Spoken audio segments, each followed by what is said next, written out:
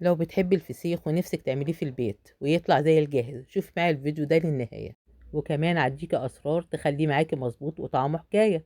شوفي الفسيخية طالعة وردي ازاي. تعالوا أعرفكم أصول تمليح الفسيخ. تعالوا معايا نعرفوا هنشتري السمكية ازاي اللي احنا هنملحها. أول حاجة لما تروحي تشتري السمكية تنقيها انت بإيدك، تمسكيها تكون السمكية ماسكة نفسها. دي اول حاجه. تاني حاجه هتمسكي السمكيه انت بتفتحي الخيشوم بتاعها وتشوفيه يكون لونه احمر وتكون عينيها منوره. طب دلوقتي نعرف وزن السمكيه المناسب هنجيبه قد ايه. اولا تكون مش اقل من نص كيلو علشان تديكي لحم وتكون سمينه معاكي.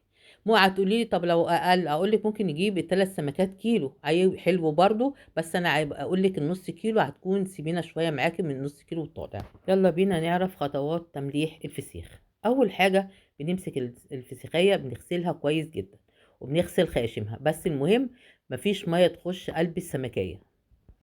تاني حاجة ان احنا بنحط السمكية لازم ننزل المية اللي عليها، بنحطها تصفي الدم او المية اللي فيها، بنحطها راسها تحت وايه وديلها فوق، بحيث ان هي تنزل المية اللي فيها 3 4 ساعات كده تكون نزلت المية اللي فيها.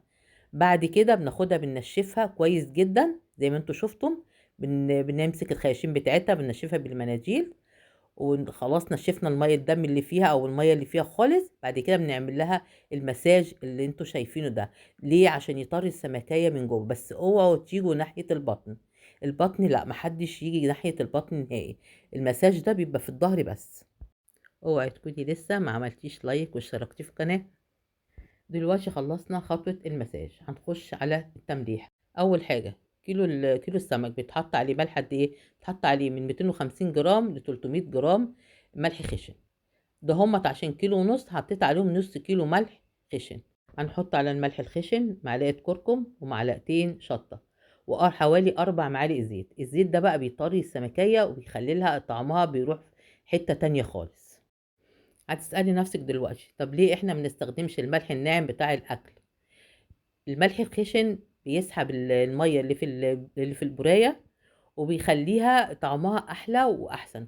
وغير كده الملح الناعم بيحدق السمكية أكتر من الملح الخشن. بعد كده بنمسك الخياشيم وبنحشيها ملح وبندعك السمكية بالملح كويس جدا. دلوقتي احنا هنحط كل سمكية في كيس. هتقولي لي حطيتيهم دلوقتي كده؟ انا حطيتهم التلاتة في كيس واحد، بس بصراحة ما نفعش لان الكيس كان صغير وهم ما شاء الله كبار. فبعد كده رجعتهم. خلوا بالكم من الشوك لان الشوك دخل في صبعي وانا بعملهم، فخلوا بالكم جدا من ايديكم. دخلت كل سمكية في كيس ولميتهم كلهم في كيسة مع بعض، واهم حاجة تطلعوا الهواء من الكيسة كويس جدا. كده هنحطهم في كذا كيس جوه بعض، ولازم تطلعي الهواء كويس جدا، تضغطي عليهم وتطلعي الهواء منهم كويس جدا. بعد كده هنلفوها بالستريتش. انا عن نفسي لفيتها بالستريتش عشان اضمن ان مفيش اي هواء يدخل لها. بعد كده تشوفي علبة تكون بغطا تحطيها في قلبيها وتحطيها في مكان مظلم. اول اسبوع هتسيبيها على الاتجاه اللي انت حاطاها عليه، تاني اسبوع هتاخديها وتلفيها للاتجاه التاني. ولو عندكم اي استفسارات في التمليح اكتبولي في التعليقات وانا معاكم عن حلوا اي مشكلة موجودة، ومفيش اي مشكلة باذن الله. وما تنسوش اللايك والاشتراك وتفعيل الجرس علشان يوصلكم كل جديد من تجهيزات العيد. بصوا الفسيخ وادي جميل ازاي وطالع زي الزبدة ما شاء الله. بس الفسيخ ده اللي انا كنت عاملاه قبل رمضان.